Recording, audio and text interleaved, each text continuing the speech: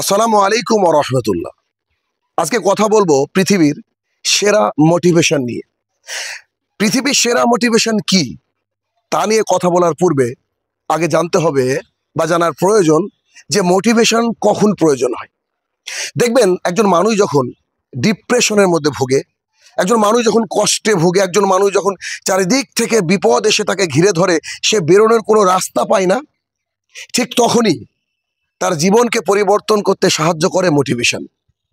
অর্থাৎ সোজা বাংলা ভাষায় বলতে গেলে বিষয়টা এমন যে যখন মানুষের দেওয়ালে পিঠ থেকে যায়, যখন মানুষ সামনের দিকে এগোনোর আর কোনো রাস্তা পায় না, ঠিক তখনই মানুষের অনুপ্রেরণার প্রয়োজন হয়, যাকে আমরা ইংরেজিতে মোটিভেশন বলে থাকি।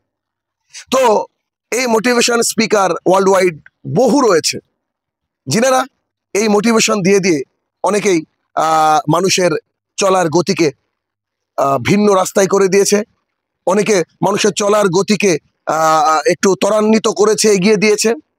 কিন্তু জানেন কি পৃথিবীর মধ্যে সবচেয়ে সেরা মোটিভেশন কি?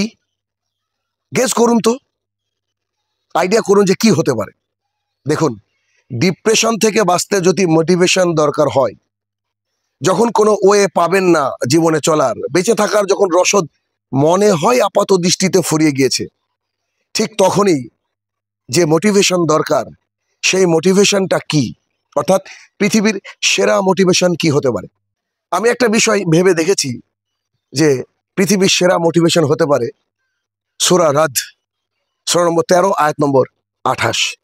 আল্লাহ সুবহানাহু ওয়া তাআলা এই সূরা রাদের 28 নম্বর আয়াতে বলছেন, আলা বিযিকরিল্লাহি তাতমাইন্নুল কুলুব। ইয়েস, এর অর্থ কি? তোমরা যখন আল্লাহর জিকির করো, তখন তোমাদের চিত্ত, তোমাদের মন, তোমাদের আত্মাটা প্রশান্তিতে ভরে যায়। মোটিভেশন দরকার হয় কখন? একটু আগে যেটা আমরা জানলাম, যখন মানুষ ডিপ্রেশনে ভুগে, অ্যাংজাইটিতে ভুগে, সে মনে করে যে আমার দেওয়ালে পিঠ থেকে গেছে। ইন দ্যাট সিচুয়েশন তার অন্তরটাকে শান্ত করতে চায়, তখন নানান মোটিভেশন মানুষ খুঁজে। এত মোটিভেশন স্পিকার ওয়ার্ল্ড ওয়াইড রয়েছে যাদেরকে কাউকে ফলো করার প্রয়োজন নেই। কেননা আল্লাহ সুবহানাহু ওয়া তাআলা স্বয়ং কোরআনুল কারীমের সূরা রাদের 28 নম্বর আয়াতে বলেই দিয়েছেন, আলা বিযিকরিল্লাহি তাতমাইন্নুল কুলুব। তোমার অন্তরকে প্রশান্তি দিবে আমার জিকির। ইয়েস, আপনারা যারা শুনছেন, আপনারা যারা আমার কথাগুলোকে বোঝার চেষ্টা করছেন, তাদেরকে বলছি, যখন আপনি বিপদে পড়বেন, যখন মনে হবে যে আপনি যে বিপদের মধ্যে রয়েছেন এখান থেকে বেরোনোর কোনো রাস্তা নেই, আপনার সামনে একটা ধাপ যাওয়ার রাস্তা নেই, আপনার পিঠটা একেবারে দেওয়ালে ঠেকে গিয়েছে, আপনি বাঁচার যে ইচ্ছা, সেই ইচ্ছা শক্তিটাকে হারিয়ে ফেলেছেন, যখন আপনার সামনে শুধু মানে একটা গহীন অন্ধকার দেখতে পাচ্ছেন, সেই সময় যদি আল্লাহ সুবহানাহু ওয়া তাআলার জিকিরে আপনার ঠোঁটকে ভিজিয়ে রাখতে পারেন, আপনার মুখটাকে চলমান রাখতে পারেন আল্লাহ তাআলার জিকিরে, ঠিক আল্লাহ সুবহানাহু ওয়া তাআলা আপনার অন্তরে প্রশান্তি দিবেন। এটাই আল্লাহ সুবহানাহু ওয়া তাআলা বলেছেন। অতএব যখনই কোনো বিপদ আসবে, যখনই মনে হবে যে আমার বেঁচে থাকাটা মুশকিল, দেওয়ালে পিঠ থেকে গেছে, তখন বলতে থাকুন আলহামদুলিল্লাহ, সুবহানাল্লাহ, আল্লাহু আকবার, লা ইলাহা ইল্লাল্লাহ, আস্তাগফিরুল্লাহাল্লাযী লা ইলাহা ইল্লা হুয়াল হাইয়ুল কাইয়্যুম ওয়া তুবু ইলাইহি।